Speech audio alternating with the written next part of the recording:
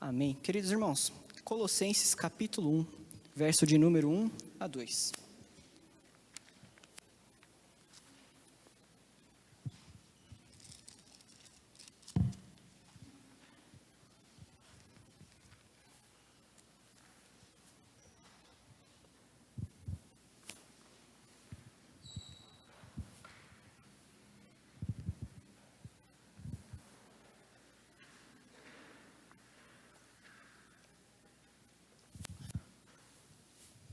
Colossenses capítulo 1, verso de número 1 a 2. Diz assim o texto: Paulo, apóstolo de Cristo Jesus, por vontade de Deus, e o irmão Timóteo, aos santos e fiéis irmãos em Cristo, que se encontram em Colossos, graça e paz a vós outros da parte de Deus, nosso Pai. Oremos ao Senhor. Senhor Santo Deus, pedimos a Tua graça sobre as nossas vidas, Senhor, na exposição da Tua palavra, Senhor. Sabemos que por meio dela o Senhor fala, Pai. E nós aqui, como somos meios pelo qual somos usados por Ti, Senhor. Pedimos que o Senhor conduza, Senhor meu Deus, as minhas palavras, Senhor. E conduza os meus irmãos também, para que lhe abras o entendimento. Que a Tua graça, Pai, esteja sobre as nossas vidas, para que sejamos alimentados pela Tua palavra, Senhor. Na confiança que temos em Ti, Senhor Deus. Rocha minha, Redentor meu, é que te peço essas coisas. Amém.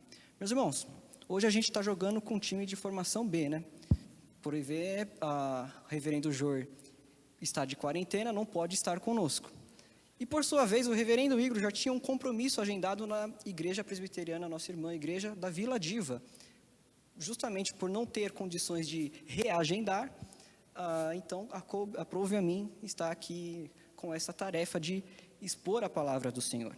E peço que o Senhor ajude, é a primeira vez aqui do iniciante, vamos lá. Mas irmãos, aspecto que a gente vai tratar desta carta de Colossenses. Veja bem, alguns anos atrás, na última eleição presidencial, um cantor de rap famoso, chamado Mano Brown, provavelmente os irmãos conheçam, né? Mas enfim, ele fez um discurso num palanque, e esse discurso, creio que foi visto por muita gente, teve muita repercussão sobre o que ele discorreu. E ele apresentou basicamente um descontentamento sobre a política, sobre a sua posição política, sobre o momento atual em que estava vivendo e todo aquele cenário que estava cometido por ele. Ele basicamente, na sua indignação, ele disse: olha, a gente parou de ouvir o povo. E tem uma frase clássica que ele diz: nós precisamos voltar para a base. Esse foi o discurso que creio que os irmãos devem ter assistido e visto. Enfim, essa necessidade de voltar para a base também era o que a igreja de Colossos necessitava. Esse voltar para a base não significa só voltar aos fundamentos. Na verdade, realinhar a sua perspectiva, suas convicções. Porque chegou um momento, a gente está atuando e não sabemos o porquê. E talvez aqui o apóstolo Paulo esteja já recebendo essa missão de falar aos irmãos da igreja de Colossos. E o apóstolo Paulo, servo de Cristo Jesus, por vontade de Deus. A igreja de Colossos, aparentemente, surgiu durante o ministério de 3 anos do apóstolo Paulo em Éfeso, por volta de 52 a 55 depois de Cristo. Durante esse período, ele estando em Éfeso, Paulo em Éfeso, segundo o relato que nós temos em Atos, possivelmente, Epáfras, que é um cidadão de Colossos, dessa cidade de Colossos, ele vai até Éfeso e escuta o evangelho através de Paulo. Vamos ler Atos capítulo 19, olha o que diz o relato, para a gente entender um pouco dessa situação. Diz assim, verso de número 10, capítulo 19 de Atos: durou isto por espaço de 2 anos, o tempo em que o apóstolo Paulo estava ensinando em Éfeso, naquela região, dando ensejo a que todos os habitantes da Ásia ouvissem a palavra do Senhor. Ou seja, então a gente tem uma suposição que possivelmente Epáfras seja um desses que estava ouvindo o apóstolo Paulo e depois de ouvir o evangelho, crer no evangelho, ele retorna à sua cidade, para Colossos, e então compartilha as boas novas com os seus cidadãos que estão presentes. O que possivelmente resulta então na formação desta igreja que é nova, a igreja de Colossos. Com isso, a gente pode até concluir, dizer que o apóstolo Paulo, ele não foi o plantador dessa igreja, embora o ensino da palavra tenha sido por intermédio dele, mas ele não tenha sido possivelmente o plantador dessa igreja. E também, o que a gente pode considerar, é que ele também não conhecia esses cidadãos. E que daí dá a necessidade do apóstolo Paulo dizer, verso de número 1, em Colossenses, retomando para lá. Paulo, apóstolo de Cristo Jesus, por vontade de Deus. É exatamente este aspecto, e toda vez que o apóstolo Paulo ele está fazendo isso, ele está basicamente apresentando as suas credenciais. Eu sou apóstolo de Cristo Jesus, não por uma vontade minha, mas porque Ele me chamou. Eu sou apóstolo de Cristo Jesus. Vem aqui, então, na sequência, o irmão Timóteo, ao irmão Timóteo. Timóteo aqui, possivelmente, ainda no ofício de secretário do apóstolo Paulo, e quem provavelmente deva ter redigido esta carta. O apóstolo Paulo, a gente tem um indício aqui, se você reparar, no último verso do capítulo 4, que é o verso 18, o apóstolo Paulo, ele faz a saudação. Essa saudação é de próprio punho. Paulo, lembrai-vos das minhas algemas, a graça seja convosco. Ou seja, então, o cenário, como é que está sendo constituído aqui? O apóstolo Paulo está ditando e Timóteo está redigindo a carta, enquanto ele está discorrendo sobre os assuntos que ele quer tratar. Mas o que motivou o apóstolo Paulo a escrever todas estas coisas?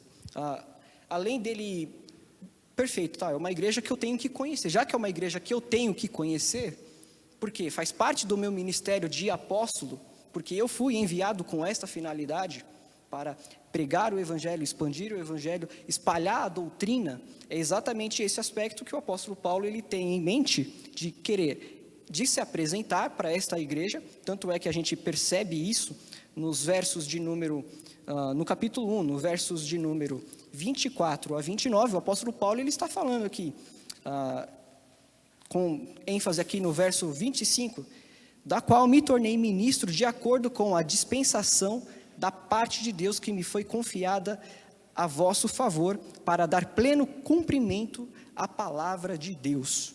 Então, ele basicamente, ele está falando que o seu ministério, ele é pela vontade de Deus, que ele está sendo constituído, foi constituído o apóstolo.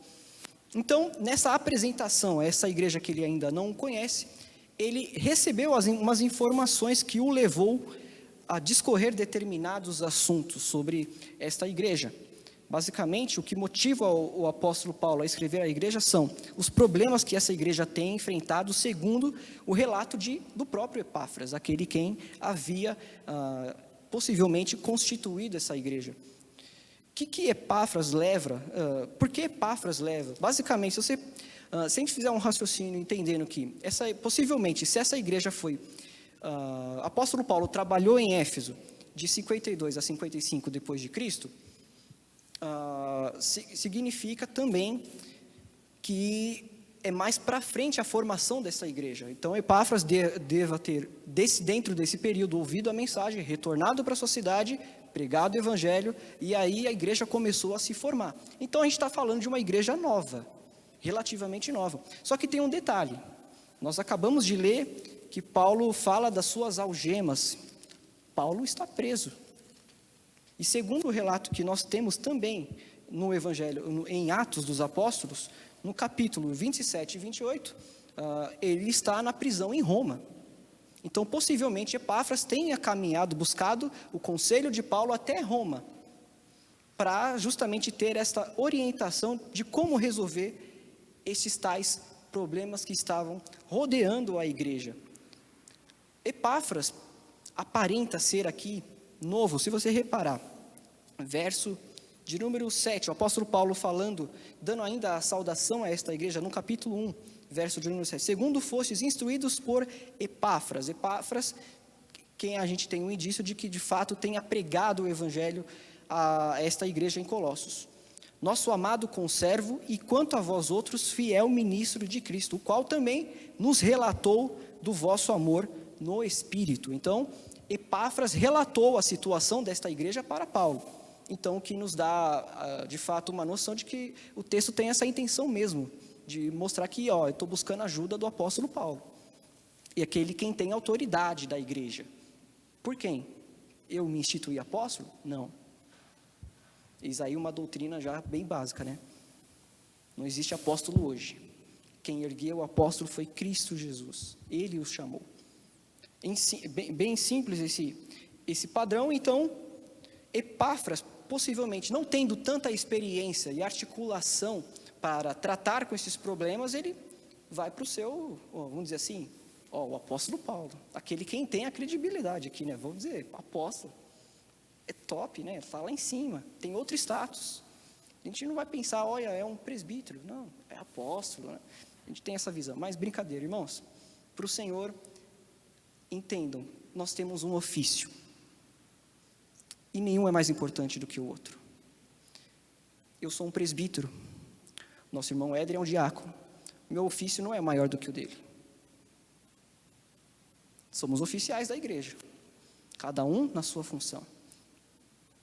Exatamente esta noção que nós temos que ter. Epáfras, eles procuram o apóstolo Paulo, não porque ele é o apóstolo só, mas é porque ele ouviu o evangelho. Ele sabe que o apóstolo Paulo prega a palavra. Ele sabe que o apóstolo Paulo anuncia as verdades do evangelho. E que ele pode, possivelmente, o ajudá-lo. Provavelmente, como nessa situação, nesse cenário é exposto, Epáfras vai a Roma, conversa com o apóstolo Paulo, se apresenta toda a situação, o que está acontecendo. O apóstolo Paulo, ele dá graças a Deus aqui na sua carta.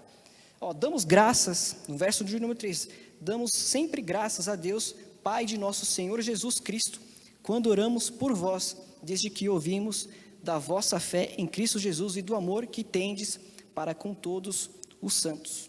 Então, o apóstolo Paulo está consciente de quem é essa igreja por intermédio de Epáfras.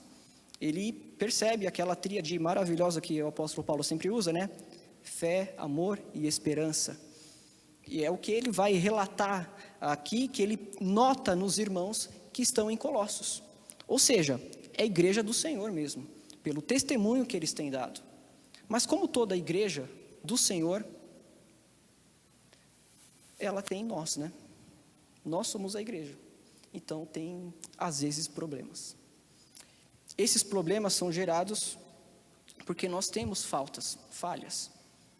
E assim vai se discorrer todas as circunstâncias da nossa vida. Mas, considerando aqui os problemas em que essa igreja apresenta, a gente não sabe ao certo com o que o apóstolo Paulo ele está lutando, batalhando aqui, tentando refutar. Na verdade, ele nem descreve muito, ele apenas menciona.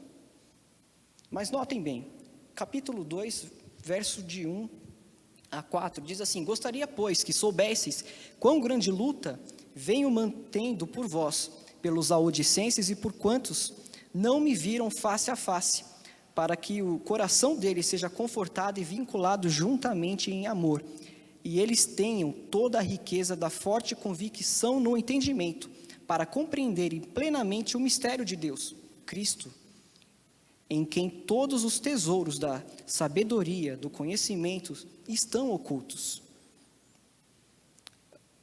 Assim, digo para que ninguém vos engane com raciocínios falazes. E aqui, raciocínios falazes, a gente pode dizer que são jeito de argumentar sofisticado, né?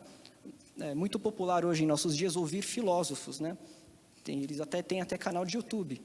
Você pode até acompanhar, tal. Enfim. Não deixem ser reduzidos por raciocínios falazes. Mas o que é que está sendo dito? A gente não tem essa informação na carta em si. Outro problema que a gente percebe, no capítulo 2 ainda, verso de número 8. Cuidado que ninguém vos venha a enredar com suas filosofias e vãs sutilezas, conforme a tradição dos homens, conforme o rudimento do mundo, e não segundo Cristo. Outro problema, mas que tradições é essa? Que filosofia é essa que está enredando, trazendo tradição conforme o rudimento do mundo? A gente não tem também essa informação muito clara para a gente. Mas outro problema ainda notado, verso 16. Ninguém, pois, vos julgue por causa da comida e bebida, ou dias de festa, ou lua nova, ou sábados. Opa, aqui já dá uma certa luz, né? Tem uma coisa parecida com o judaísmo aqui, quando a gente lê, né? No primeiro momento. Dá uma soada aqui, olha, festas, bebidas, se abster de algum determinados alimentos, lua nova, sábado, enfim. Mas os textos ainda em si, eles não são muito claros sobre como é travado, estava este ensino sendo afetando a vida da igreja. O que a gente pode concluir é que ele tem afetado a vida prática dessa igreja de tal maneira que o apóstolo Paulo ele tem que trazer algumas orientações de como esse falso ensino está trazendo uma percepção errada, equivocada da fé. Então o apóstolo Paulo, se vocês repararem, no capítulo 3, me parece aqui que ele está tendo problema de moral, problema familiar e problemas de comunhão. Percebam, verso de número 5 a 6. Fazei, pois, no capítulo 3, fazei, pois, morrer a vossa natureza terrena, prostituição, impureza, paixão lasciva, desejo maligno e a avareza, que é idolatria. Por essas coisas é que vem a ira de Deus. Opa, então temos um indício aqui de problemas que estavam, se ele está dando orientação acerca destas coisas, é porque a igreja estava tendo problemas com essas coisas. Então, possivelmente, um dos problemas é que este falso ensino estava trazendo. Outro problema, verso de número 18 a 4, ao capítulo 4, verso 1, ele está falando sobre a família. Então, ele vai dar orientação aos maridos, orientação às esposas, orientação aos filhos e orientações aos servos que trabalhavam nessa casa. E outro problema, também gerado dentro da própria comunhão da igreja, era também a comunhão, no verso de número, do capítulo 3, do verso 12 a 17, a gente percebe também, com ênfase aqui no verso de número 13, diz assim: suportai-vos uns aos outros, perdoai-vos mutuamente, caso alguém tenha motivo de queixa contra outrem. Enfim, são todos problemas, situações em que o apóstolo Paulo está tentando trazer alguma aplicação, tentando resolver algum problema ali desta igreja, gerado por estes falsos ensinos. No enfrentamento desses problemas, o que isso é interessante dessa carta, é que o apóstolo Paulo ele é bem simples. A resposta para todos os problemas, adivinha, irmãos? Cristo. Somente Cristo. Reparem, problema com engano, com raciocínio, falazes. Capítulo 2, verso de 1 a 3. Gostaria, pois, irmãos, que soubesses quão grande luta tenho mantendo por vós pelos laodicenses, por quantos não me viram face a face, para que o coração deles seja confortado e vinculado juntamente em amor, e eles tenham toda a riqueza da forte convicção do entendimento, para compreenderem plenamente o mistério de Deus. Cristo. Qual que é o mistério de Deus? Cristo. O que não vai. Este mistério, eu tendo esse conhecimento, porque me foi concedido, como nós lemos, em que o Senhor Jesus nos transportou do império das trevas para o seu reino de luz. Este mistério foi revelado a nós, que é Cristo. Então, se você não quer ser enredado por raciocínios falazes, o que você deve se ater? A Cristo. Ao que o Evangelho anuncia por meio dele. O segundo problema, com filosofias, embora no capítulo 2, ainda no verso 8, diz assim, Cuidado que ninguém vos venha a enredar com sua filosofia e vãs sutilezas, conforme a tradição dos homens, conforme o rudimento do mundo, e não segundo Cristo. Ou seja, qualquer tradição, qualquer filosofia, qualquer rudimento que alguém tenta constituir, que não está em Cristo, para nada serve. Resposta simples para o apóstolo Paulo, parece que está resolvendo esse problema. É Cristo. Está em Cristo? Não está. Outro problema, como é que ele resolve agora da moralidade, na verdade das festas judaicas, né, do julgar. Veja aqui, no verso 17 ainda, no capítulo 2. Diz assim, o problema é, ninguém, pois, os julgue por causa de comidas, bebidas, dias de festas, lua novas e sábados. Por quê? Tudo isso tem sido sombra das coisas que haviam de vir. Porém, o corpo é de Cristo. Mais uma vez. Solução simples, né? Parece óbvio demais. Então, por que essa necessidade de Epáfras sair de Colossos, aí viajar para Roma? Viagem não era tão simples, né? Eles não tinham avião, não tinham carro, a cavalo ou a pé. Era complicado, né? Acho que devia ter gente magro lá. Difícil, é uma caminhada longa, complicado de chegar. E é um esforço necessário que ele vai. Por que essa necessidade? Isso é tão óbvio na carta, isso me fica. Se a resposta é tão simples, por que Epáfras não viu? Me leva a este questionamento, essa carta quando eu leio. Mas o outro problema ainda, de comunhão, imoralidade, desavença familiar, capítulo 3, de verso 10 a 11. Capítulo 3, verso 10 a 11. Diz assim, e vos revestistes do novo homem, que se refaz para o pleno conhecimento, segundo a imagem daquele que o criou, no qual não pode haver grego, nem judeu, nem circuncisão, nem incircuncisão, bárbaro, cita, escravo, livre, porém, Cristo é tudo em todos. Agora que vocês já estão em Cristo Jesus, despojai-vos igualmente de tudo isso, da ira, da enganação, da maldade, maledicência, ou seja, todos esses problemas de moralidade. Abandone tudo isso. Vocês não são de Cristo? Aplica isso. É simples. Basicamente não tem uma novidade aqui, né? Verso de número 15 a 16. Problemas de comunhão. Irmãos, seja a paz de Cristo o árbitro em vosso coração, a qual também foste chamados em um só corpo, e sede agradecidos. Habite ricamente em vós a palavra de Cristo. Instruí-vos e aconselhai-vos mutuamente em toda sabedoria, louvando a Deus com salmos, hinos e cânticos espirituais, com gratidão e com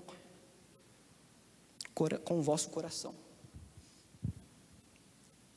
Óbvio, né, irmão? Simples. A resposta para todos os problemas foi Cristo. E por que Epáfras não viu tudo isso?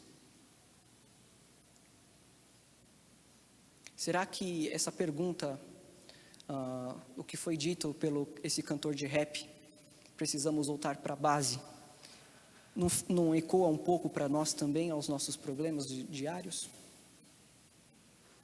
O que eu quero dizer, irmãos, a simplicidade do Evangelho não é uma sofisticação, não é palavras difíceis que é o Evangelho, não é citar grego e hebraico. Isso de nada serve, se isso não tiver o entendimento aqui aplicado para as nossas vidas. Essa percepção, às vezes eu tenho a percepção de que a gente complica as coisas. E o Evangelho é simples. Nós somos nova criação em Cristo Jesus. A pergunta é, como é que isso afeta você e eu? Nós somos feito nova criação nele. Como é que isso nos afeta? O reverendo Joy tem exposto o Evangelho de Marcos. Ele fez uma pergunta, irmãos. Nós só estamos no capítulo 1, certo? Até aqui, nós vimos muitas coisas sobre Cristo Jesus. Ele fez a pergunta, como isso tem mudado a sua vida?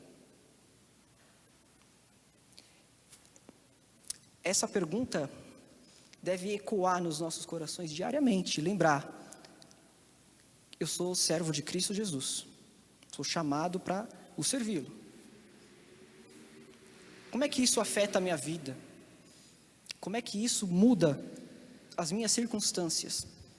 A estrutura dessa carta é muito simples. O apóstolo Paulo cumprimenta, expõe a doutrina básica que ele quer, a suficiência de Cristo, a supremacia de Cristo sobre todas as coisas,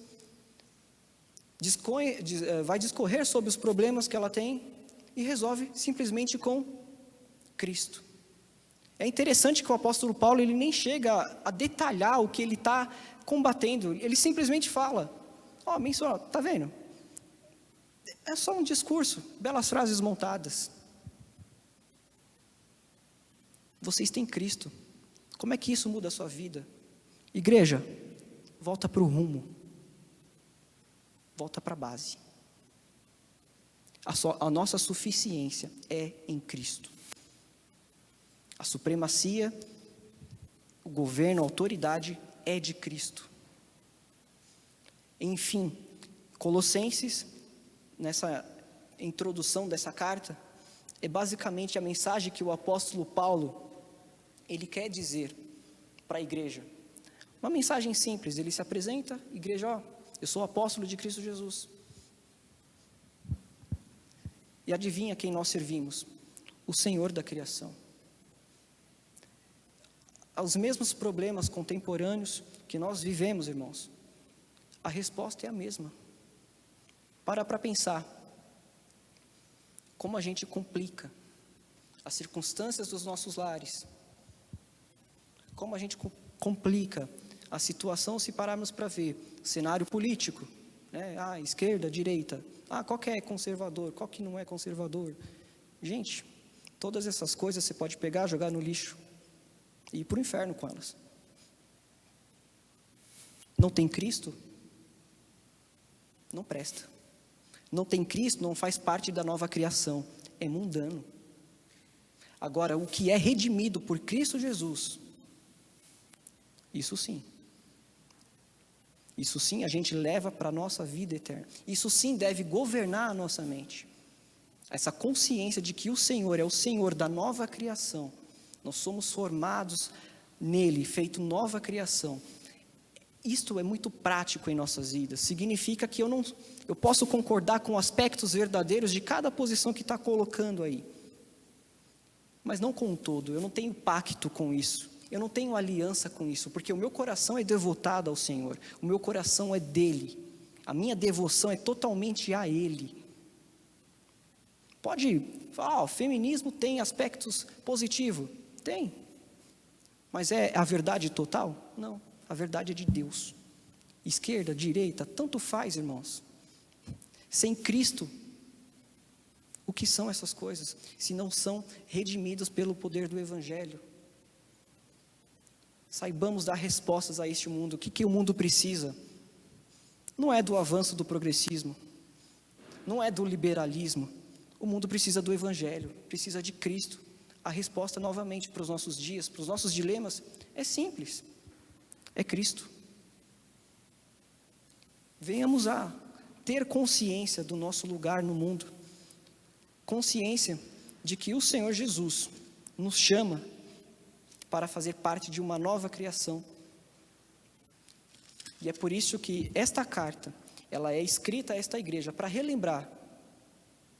O apóstolo Paulo não está detalhando os problemas. Olha, essa explicação você refuta assim, essa você refuta assim. Bobagem. Isso faz parte de um mundo caído. Conceitos mundanos que tentam entrar. Tenham Cristo em mente. Cristo somente. O que nós gostamos de falar como reformados. Amém, irmãos? Que a graça do nosso Senhor, essa breve introdução dessa carta, em outras oportunidades, se eu tiver, eu continuo a exposição desses versos nos próximos capítulos, mas creio que esse seja a introdução, o enredo total de que o apóstolo Paulo está querendo comunicar a esta igreja, a simplicidade do Evangelho. Cristo é tudo em todos nós. Amém? Oremos ao nosso Senhor.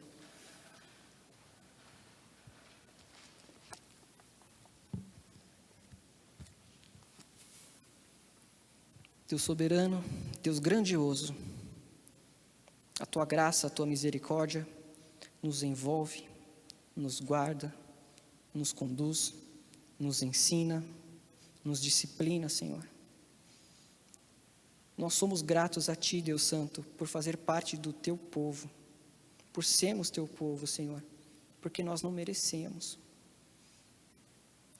E a cada dia, Pai, que nos aproximamos de Ti, temos consciência, Pai, da Tua obra e olhamos para o nosso coração, examinando o nosso pecado, nós podemos dar glória a Ti, Senhor, porque há tanta iniquidade em nosso coração e o Senhor foi rico em misericórdia conosco. E a cada dia o Senhor permite que nós possamos ver e enxergar essas faltas, para que possamos tratá-las, Senhor meu Deus. E o Senhor nos concede o Teu Espírito para tratar. Assim te pedimos, Senhor meu Deus, que o nosso coração seja devotado a Ti, Senhor. Não a ideologias ou a fábulas que tentam colocar e tentam associar ao Evangelho, Senhor. Ó Senhor, perdoa-nos por vezes ter entregado o nosso coração e quebrado a aliança do Senhor,